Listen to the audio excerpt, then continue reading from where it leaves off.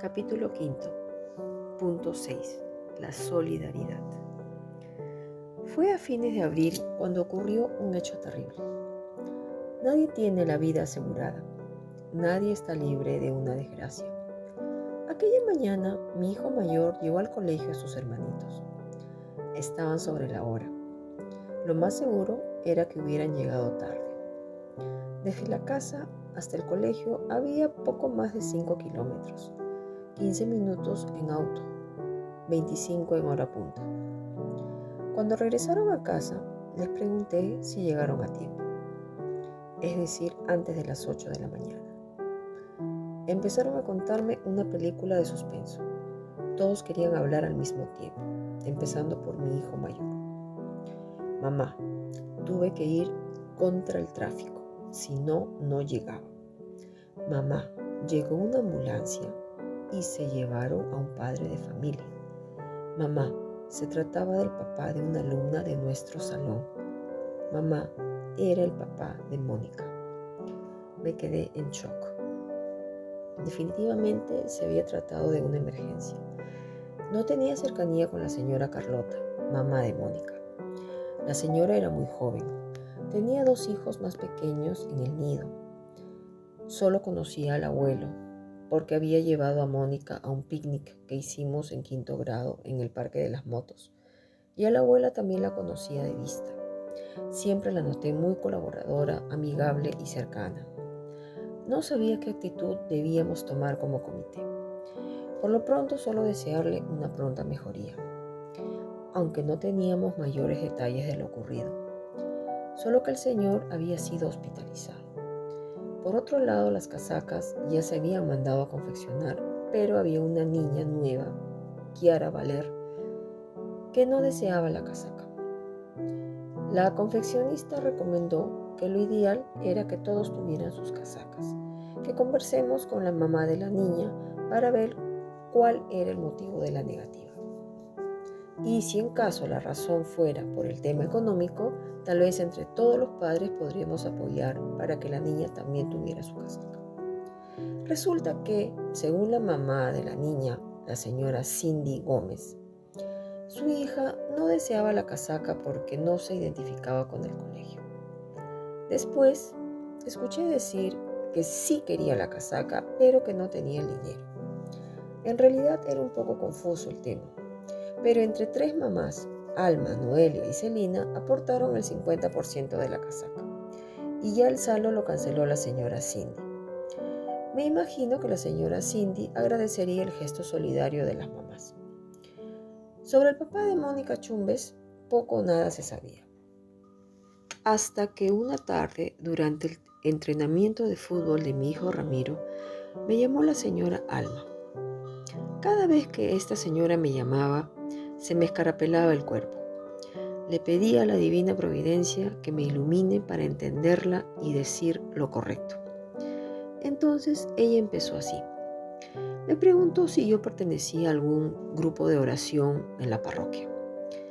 Que en este momento la señora Carlota estaba angustiada porque se requerían hacerle unas pruebas al señor Chumbes, cuyo costo ascendía a 700 soles, y no contaba con ese monto. Que ella ya la había apoyado bastante a la señora, que era su amiga, que incluso le aconsejó que tenía que buscar un empleo. En ese momento la señora Carlota cuidaba de su abuelita, mientras su padre iba al hospital a ver a su yerno, el señor Chumbes. Me explicó que no llamaba a Noelia porque su hijo estaba delicado de salud, Celina y Carla no respondían, entonces me llamó a mí, pero yo no sabía qué decirle. Así que ordené mis ideas y le respondí que no pertenecía a ningún grupo de oración, pero de igual forma podría rezar por su salud. En cuanto a la colaboración económica, conversaría con el profesor Manuel Núñez para ver de qué manera se podía tratar. Escribí con las demás señoras del comité si sería factible crear un grupo de WhatsApp y plantear la situación. Le escribí a la abuela de Mónica para pedirle su autorización de solicitar a los padres una ayuda y ella me respondió que sí. que su hija la necesitaba. Entonces se procedió y los padres pusieron el hombro. Por su lado, Alma ya había conversado con el subdirector y se anunció una colecta solidaria para la familia Chumbes en todo el colegio, ambos turnos. Durante varios días las profesoras pasaban salón por salón recogiendo los aportes monetarios en sobres y llevándolos celosamente a la dirección. Cuando llegó el tiempo de cancelar el saldo de la casaca de promoción y ya se habían terminado los plazos establecidos, como la señora Carlota no se manifestaba y nadie en el comité quería llamarla para cobrarle, ya que sabíamos que estaba pasando por una delicada situación, optamos por preguntar a los padres si estaban de acuerdo en que se pague del fondo de las copias el saldo de 43 soles de la casaca de promoción de la niña. Eso venía a ser como 1.54 soles por padre. Todos estuvieron de acuerdo. Y así se hizo. Luego proseguí a eliminar el grupo solidario, pues ya había cumplido su misión. Por estas fechas, nuestra comunicación en el chat del comité era intensa. Y en una de esas, Celina, la presidente, se equivoca de chat y lo envía al chat general de padres en lugar del chat del comité. En el audio nos informaba que había que aclarar que nosotras, como comité, no nos hacíamos responsables de ese dinero para la señora Carlota, ya que no lo recepcionamos nosotras, sino que iba directamente al yape del señor Santos, abuelo de Mónica, para deslindar futuras responsabilidades con la dirección. Bueno, este chat lo alcanzaron a oír algunas mamás y la señora Carlota lo tomó de mala manera. Lo escuché alguna vez. No hay palabra mal dicha, sino mal entendida. La señora Carlota inmediatamente exigió una disculpa de la presidenta. Como Celina no la daba y la situación se estaba tornando tensa, decidí pronunciarme en representación del comité y pedir las disculpas del caso. Pero la señora Carlota no aceptaba mis disculpas, sino que quería las de Celina. Y Celina argumentaba que no había dicho nada malo y no tenía por qué disculparse. Finalmente, dio las disculpas del caso a la señora Carlota. Pero eso había acentuado aún más el distanciamiento existente desde hacía tiempo.